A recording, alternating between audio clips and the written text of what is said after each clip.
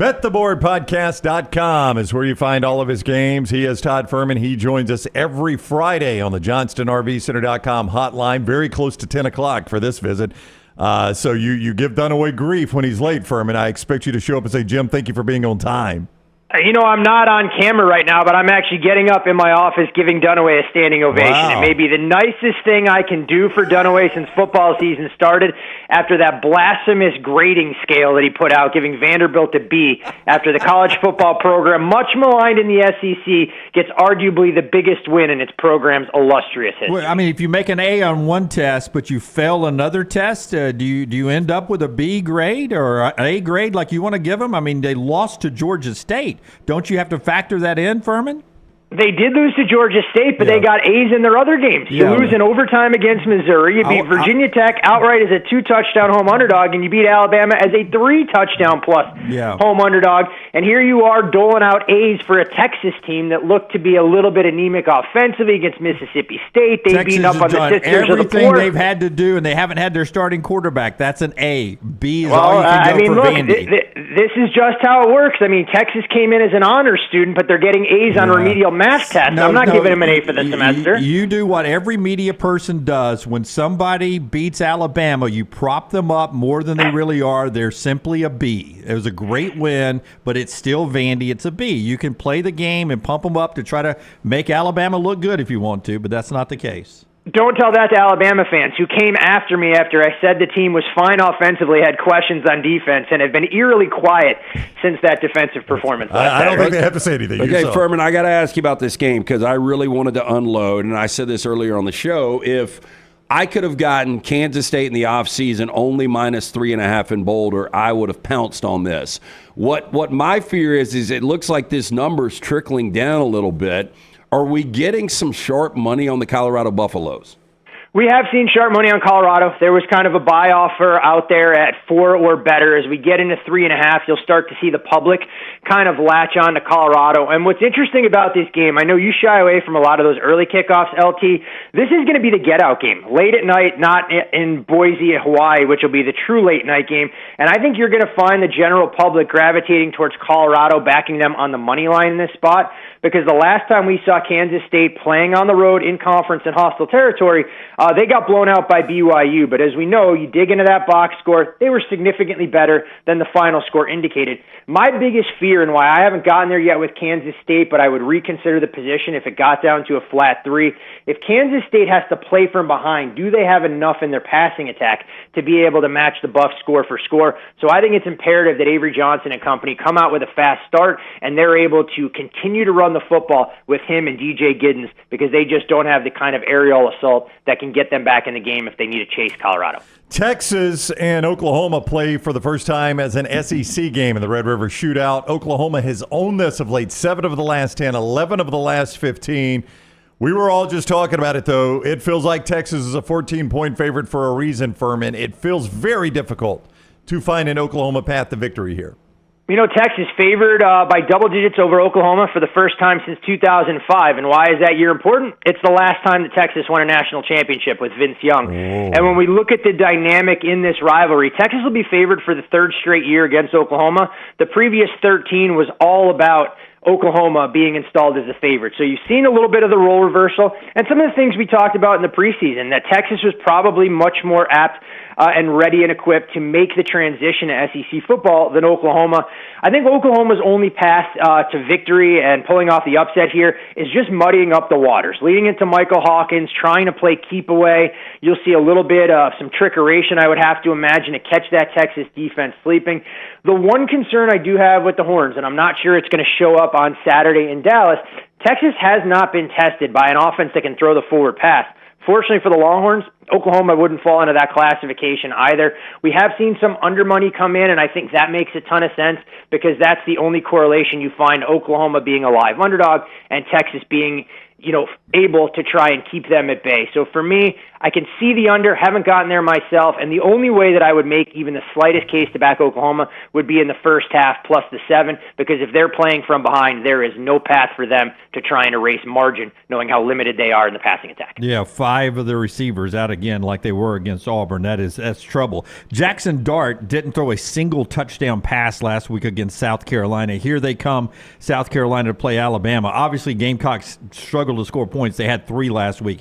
How do you judge Alabama hosting this South Carolina team?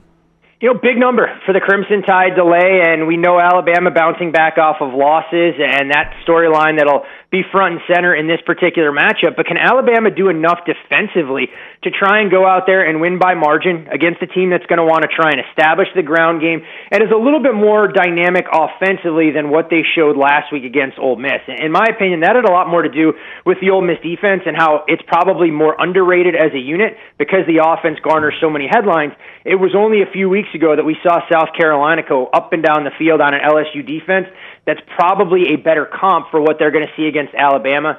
This number is leaked up a touch from that 3-touchdown threshold, seeing 21.5 kind of painted across the board this morning.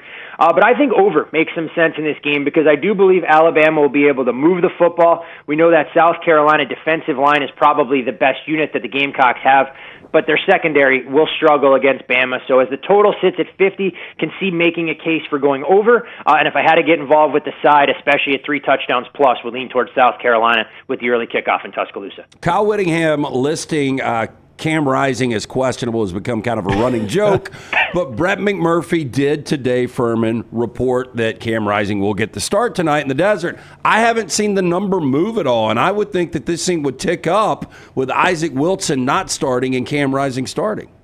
Yeah, I've talked to my friends close to the Utah program that have had pretty good intel on Cam Rising's availability, and this is the first time in a little over a season and a half. They said, we actually think Rising might have a chance to be out there under center today, but even they're not convinced that it's 100% going to be Cam Rising taking all the reps. You mentioned the number, and you had a couple of influential betting groups come in on Arizona State early in the week, taking this number from 6.5 at the peak as low as 4. We saw that news come across from Brett McMurphy yesterday. Number got back to 6, but we're now down to 5.5, so still another wave of support for Arizona State. What is interesting is the total finally leaked up when that news broke yesterday from that 44.5 range to 45.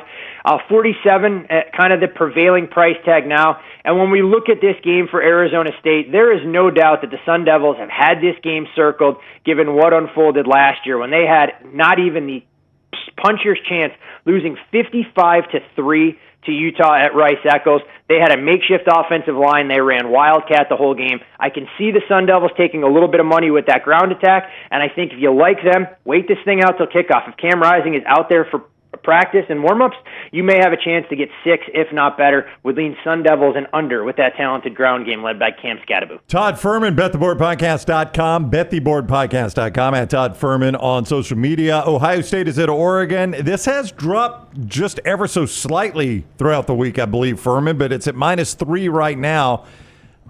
Listen, I mean, Dylan Gabriel has been not a turnover machine, but a bad turnover machine, if that makes sense. His interceptions come at the worst possible times.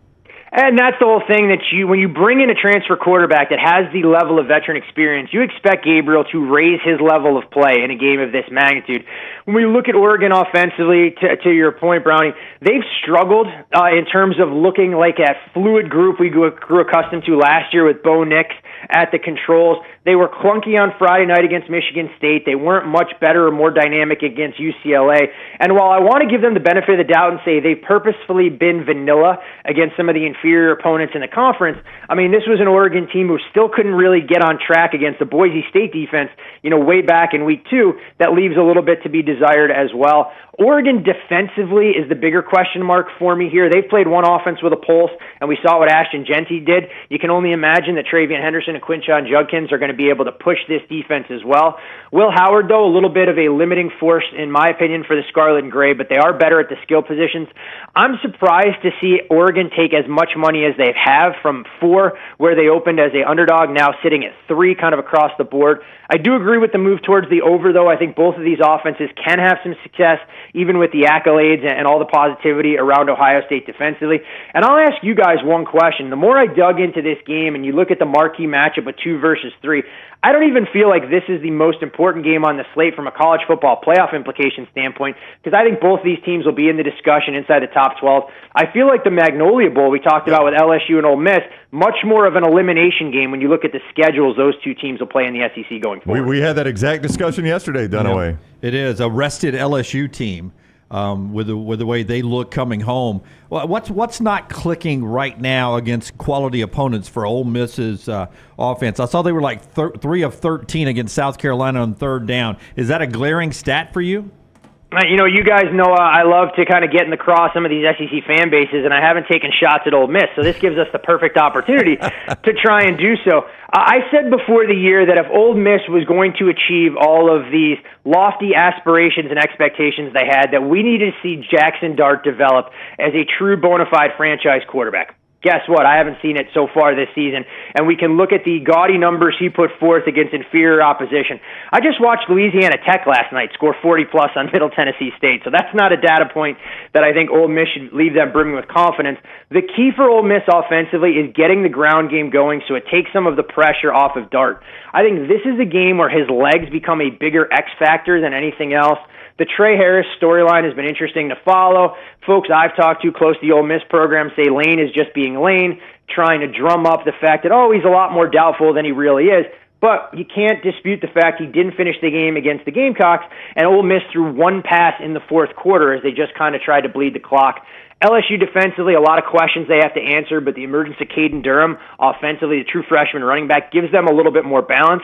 And I think the matchup to watch will be that Ole Miss defensive line against that talented LSU front.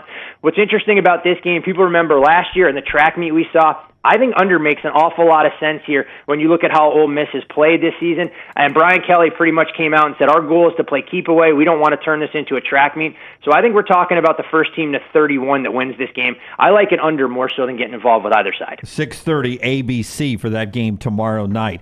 Is it true? I got old eyes, right? I blurry vision here. Lincoln Riley's lost 7 of his last 12 games. Is that a real stat? Can they pull an upset against Penn State? That is indeed correct. When you look at the last 12-game sample size for the Trojans, has not been great. And if you take away that last-minute heroics against LSU, we're talking about a USC team that comes into this game with 2 wins on their resume against Utah State and Wisconsin. But don't tell that to Lincoln Riley, because he claims 2 plays the other way and they could be 5-0.